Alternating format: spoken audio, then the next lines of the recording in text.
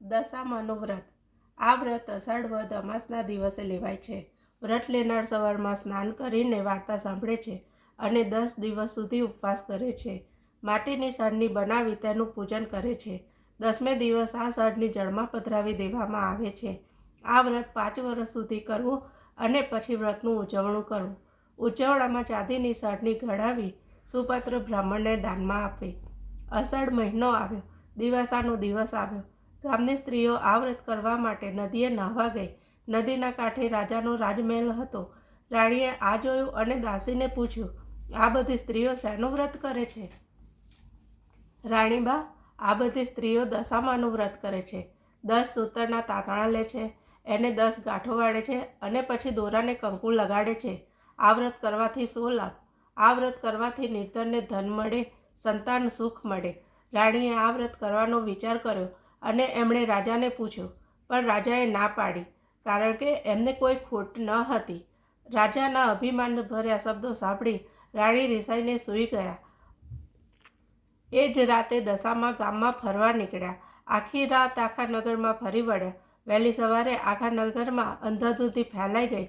ભંડાર ખાલી થઈ ગયો, કોઠાર ખાલી થઈ ગયો. રાજ્યની પ્રજા પણ ચિત્રે હાલ થઈ ગઈ. રાજા રાણી તો હાથે પગે ચાલી નીકળ્યા.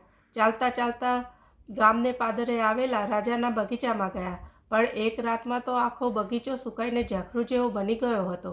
રાજા રાણી ત્યાંથી પણ ચાલી નીકળ્યા. સાથે 2 કુંવરો પણ હતા. ચાલતા ચાલતા તેઓ રાણીની બહેનપણીના ઘરે આવ્યા. ત્યાં બંને રાજકુંવરોને ભૂખ લાગી એટલે રાણીએ બહેનપણી પાસે ખાવાનું માગ્યું. એણે ખીજાઈને કહ્યું, જ્યારે રાડ ભિખારણ, તને ખાવાનું માગતા શરમ નથી આવતી? આવા વેણ સાંભળી તેઓ આગળ વધ્યા. રસ્તામાં વાવ આવી. બંને કુંવરોને તરસ લાગી એટલે તેઓ વાવમાં પાણી પીવા ગયા. ત્યાં દશામાએ તેમને વાવમાં ખેંચી ગયા.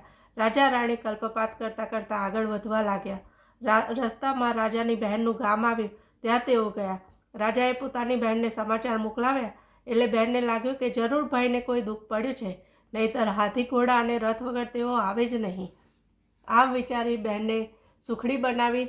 માટલીમાં સુખડી તથા સાવ સોનાનું સાંકડું મૂકીને પોતાના ભાઈને મોકલ્યું.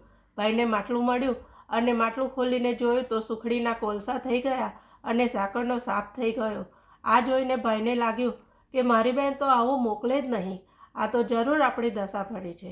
રાજાએ એક ચીબડું લીધું. ચીબડું લઈ તેઓ ચાલતા ચાલતા જતા હતા. ત્યાં નગરના સિપાહીઓ આવી ચડ્યા. તેઓ રાજાના ખોવાયેલા કુંવરને શોધતા હતા. આ ચીબડા સામે જ નજર પડતા ચીબડું રાજકુંવરનું માથું બની ગયું.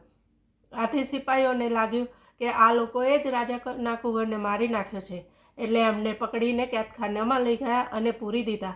એવામાં અષાઢ મહિનો આવ્યો અને દિવાસાનો દિવસ આવ્યો. એટલે રાણીએ વિચાર્યું કે દશામાનું અપમાન કર્યું છે ને, એટલે જ આપણી આવી દશા થઈ છે.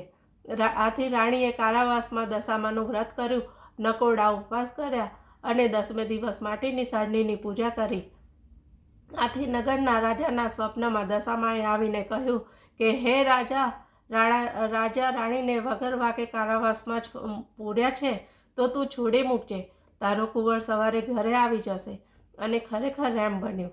રાજા રાણીને કારાવાસમાંથી છોડી મૂક્યા. ચાલતા ચાલતા તેઓ પાછા આવ્યા અને પોતાની બહેનના નગરમાં આવ્યા. ત્યાં આવીને માટલી ખોલીને જોયું તો ખાવા જેવી સુખડી બની ગઈ અને સાપ હતો તે સોનાનું સાંકડું બની ગયો. સુખડી અને પેલું સાંકડું લઈ તેઓ વાવ પાસે આવ્યા. ત્યાં દશામાં એમના બંને કુંવરોને લઈને એમની રાહ જોતા બેઠા છે.